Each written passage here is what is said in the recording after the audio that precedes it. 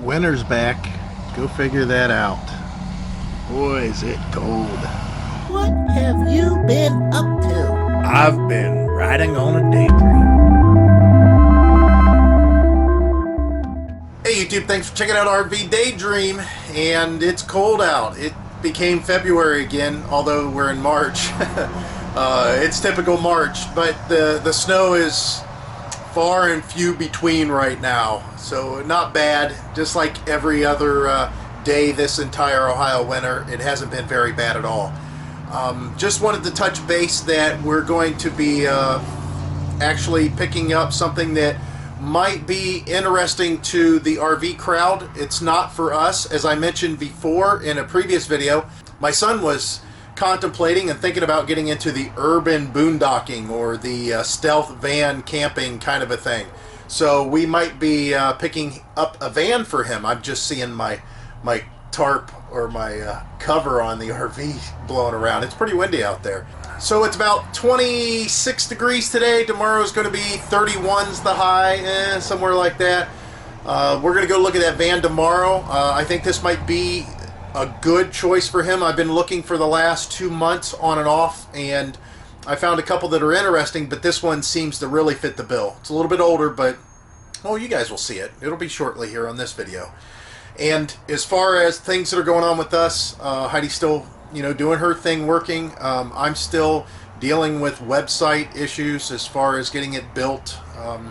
It's just so expensive. I mean, it's $1,800 to get that stuff taken care of, and that's a lot of money to outlay, but it's a 6-month process. There's a lot of marketing that's involved there too, so hopefully this will work out for us. That gets us in the right direction, and I can maintain it a little bit better than I did my last one.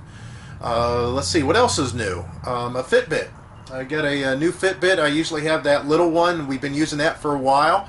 The nice thing about Fitbit is they have a warranty, and my band started coming apart, and you can't replace the band on the old one that I had. So they told me that they'll send me another one, free of charge, or I could upgrade, and they'll give me 40% off or 30% off, one or the other. I like this one. It's got a heart rate monitor, tells me what my heart rate is. 81, 82. I must be talking a lot. So the winter's just been chugging along here, and we have a couple days like this where it's cold. It seems pretty typical. It's average. And then we go right back above average. So on Sunday, we're back into the upper 40s. And then we're in the 40s pretty much for the next 4 days after that. Not bad. I mean, again, this could be much, much worse. So I'm thinking still I'm on pace. Within 3 weeks, I said within 2 weeks, but I'm thinking now it's going to be within 3 weeks. The RV cover will come off and we can start dealing with that overall. Still looking for some furniture for the RV. Heidi's been looking at some carpet stuff, talking about how we're going to get rid of that carpet in the front and in the back and replace it with something else. We'll have to see how that works out. Of course, we'll bring you along for that too. So when the video picks up here, I'll be picking my son up and we'll be driving over to Akron to take a look at the van. So it's the next morning. It's about 6:45 and getting ready to head out. Kind of crispy today. Fix your exhaust. Holy cow. Yeah, you can see my breath.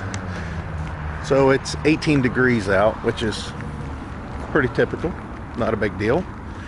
But I got to start up this brick of ice and let it warm up a little bit. I should be heading out on the road already, but oh well. There's mud down here. Look at all the mud on the tires. So let's see how this thing starts when it's this cold out. Obviously the door locks need some attention. Oop, the door was froze to the gasket. So we'll hear some beeping and clicking.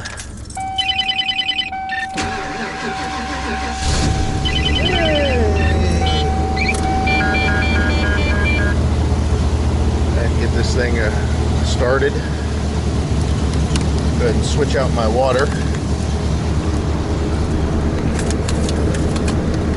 This over here.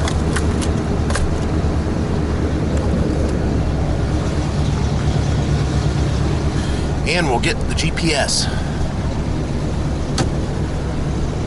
I love this GPS. Thing rocks.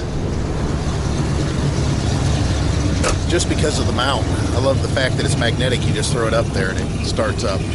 That's nice. All right, so we're going to be heading out and heading towards Promised Land.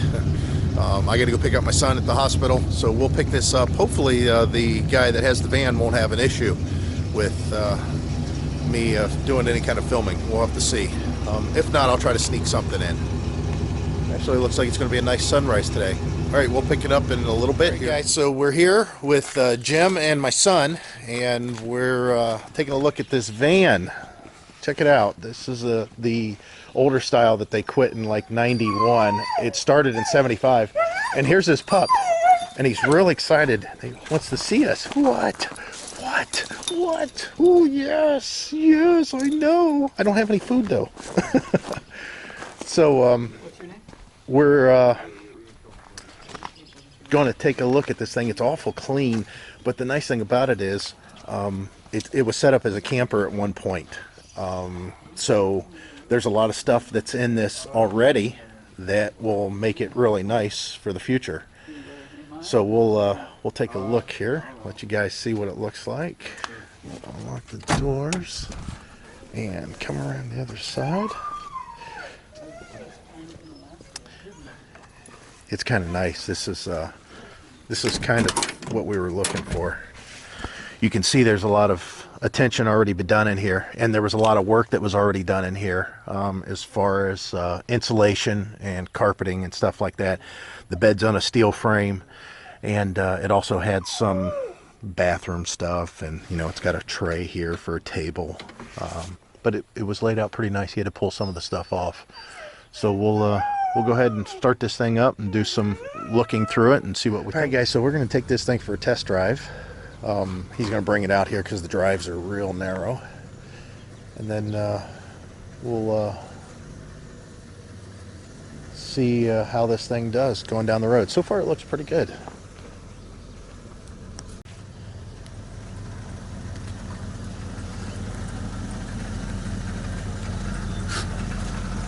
Alright guys, so we've been out in the cold doing our thing, checking out that van, took it for a test drive. Everything sounds real good on it. There was nothing that scared us from it. The turn signal has a little issue. Also, it needs a wheel alignment. It has tendency to pull to the right. Also, we've got a, I don't know, maybe a heater core issue possibly, to where the heater core might be a little bit blocked. It's not bad, but I can tell that it doesn't heat up the way that it should. The thermostat opens, doesn't overheat, it's not running too cool. There's a little bit of a noise from the air pump. That's not much of an issue. The suspension looks really good. Probably shocks are needed in the front, maybe.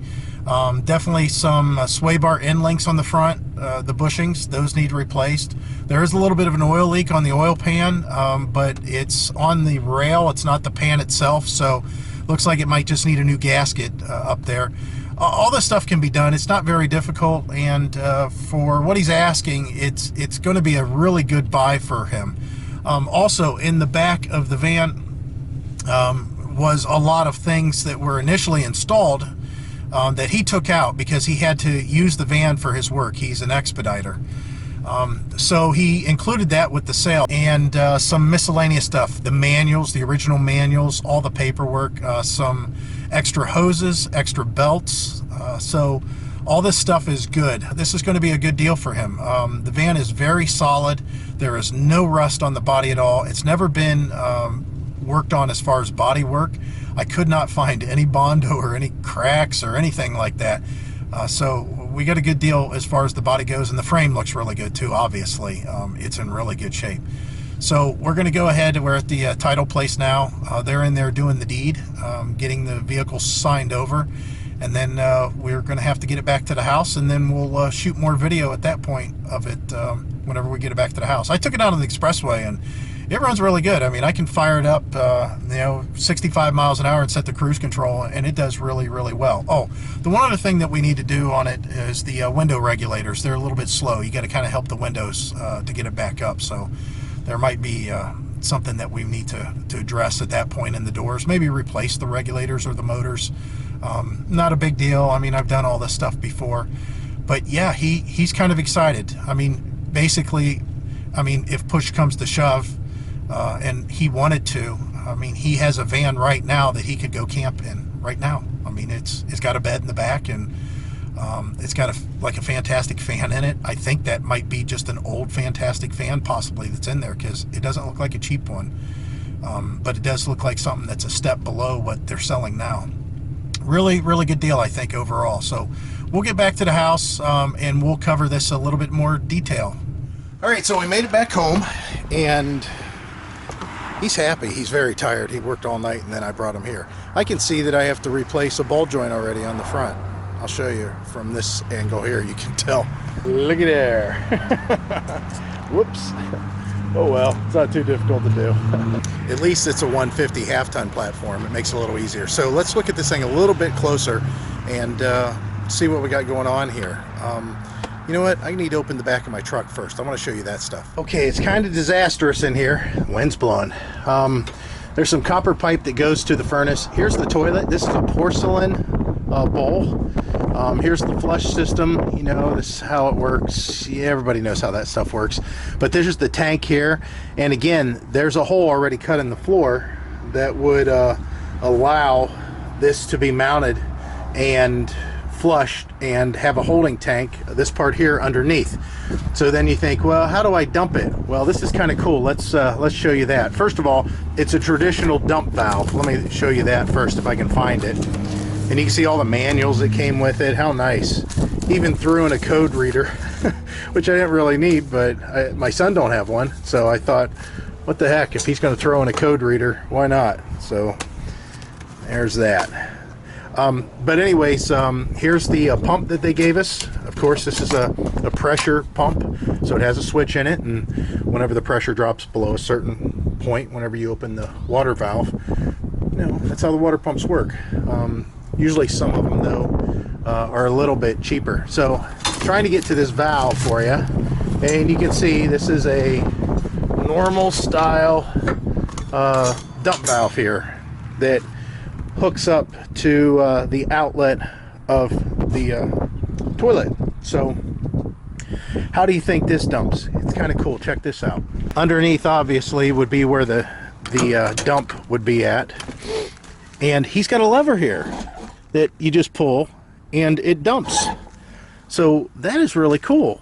The guy that I was talking to, Jim, if you're watching this, thanks, we got it home okay. But the owner of this said the same thing that I was thinking at the exact same time I was thinking it, and that was, why does he have it near his driver's seat? Why? I mean, I guess because he's hiding it and stuff, but I mean, it just been as easy to dump it, you know, using a handle or something. It's just funny. We thought the same thing. You know, maybe this guy's not liking a tailgater and just yanks on that thing and dumps it all out. It's hard telling. So let's go back to the stuff. All right, so here's a little sink that goes into the corner.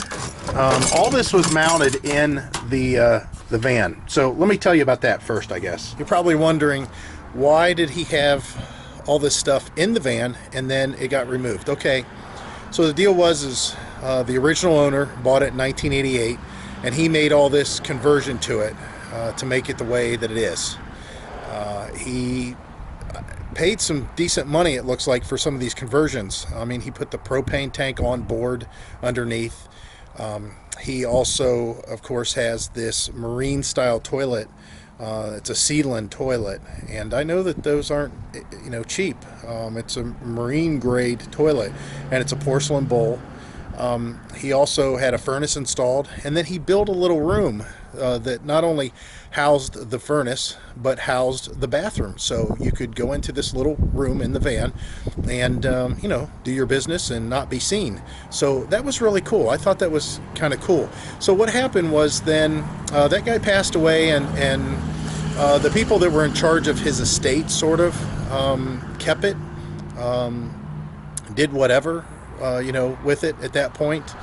And then the owner that we spoke with, Jim, again, if you're watching, thanks, appreciate it, we got home okay. He went ahead and purchased it in that full camp condition. Everything was hooked up, everything was working, so it had a working toilet, a working sink, working overhead lights, a working propane furnace. You know, all that was hooked up and ready to go whenever he got it.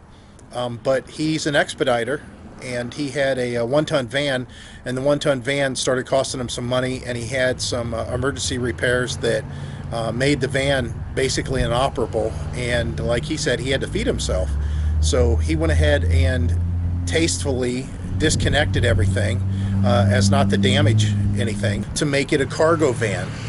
And that point he used it as a cargo van without, you know, all the floor and the padding and stuff that's in it. Once he got into his new cargo van, he then started putting a lot of it back. So he put the bed back and he reattached it more securely. And he put all the padding back, and he replaced the carpet. Instead of keeping the carpet that was in there, which was, like he said, you know, 20, 30 years old, you know, it needed replaced. So that's why all this stuff got taken out. This is a little corner sink that goes into the corner, obviously, and then there's a cabinet right there, a little medicine cabinet that goes above it. This is part of the partition that was built in there originally. This is a clothes rack. Here's part of the dump valve then that connects to this, obviously, and allows that arm to dump out via a connector, which, of course, you know, they're just regular sewer connectors. Us RV people have them. And then this here is the furnace. This is, like the thing says, it's a duotherm.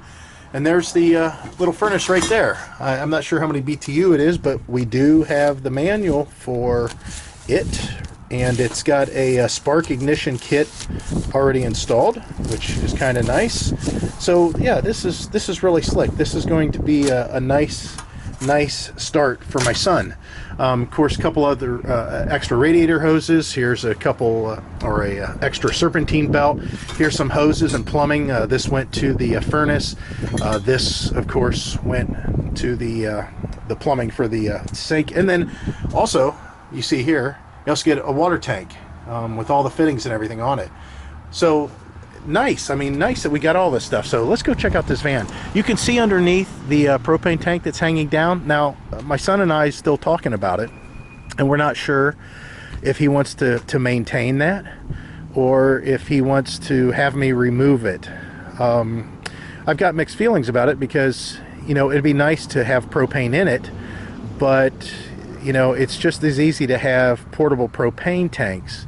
But this is being stored outside, so we'll have to see. I mean, there's a ground clearance issue, possibly, if he starts boondocking and goes, you know, off-road too far. That might be an issue. And as far as the furnace, we talked about it on the way home, and we're not 100% sure if he wants to do that type of a furnace in there, or if he wants to get one of those little buddies. You know, we have a big buddy, which I did a review on that, and tested it out on our camper, so he could just do a little one. Not sure about that yet. So you can see, very clean. I cannot find any body work that's been done on this. Jim said that this thing was stored in climate control pretty much its entire life.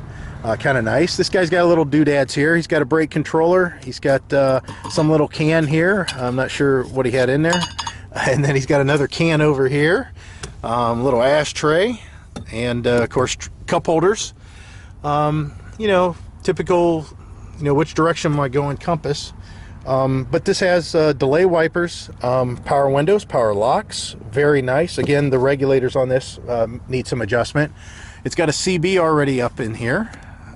Kind of nice. I'll have to mess with that with my son. We'll run some wires, make that look a little neater, and see if that's something he wants to maintain or not.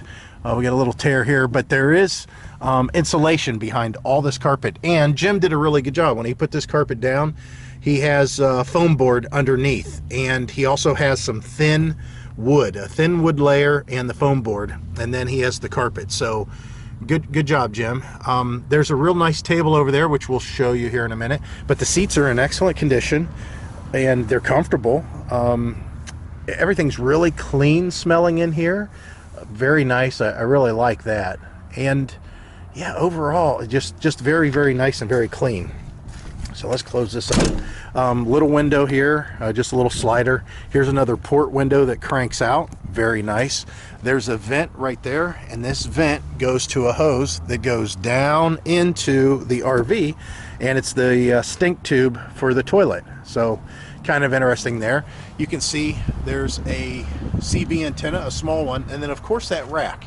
Me and my sons talked about that a couple times. We're not sure about the rack 100% because, you know, solar panels kind of stand up a little bit off of those. So we'll have to see what we can do there. Again, very clean, no real rust to be found at all. Small block 302.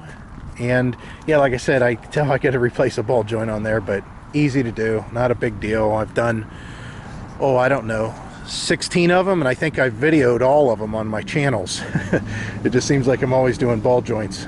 And real nice heavy-duty mud flaps on the front. I see the one in the back's missing, but again, not a big deal, not for what we got here.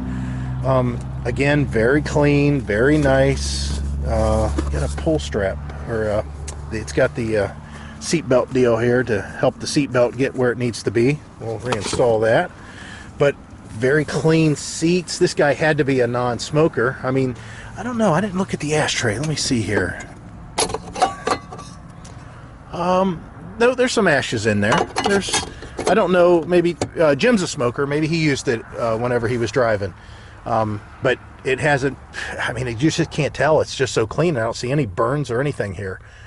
So before we look at the back, we'll go ahead and just take a peek here on the front. Dash is solid, clean, just really nice. I mean, very, very nice.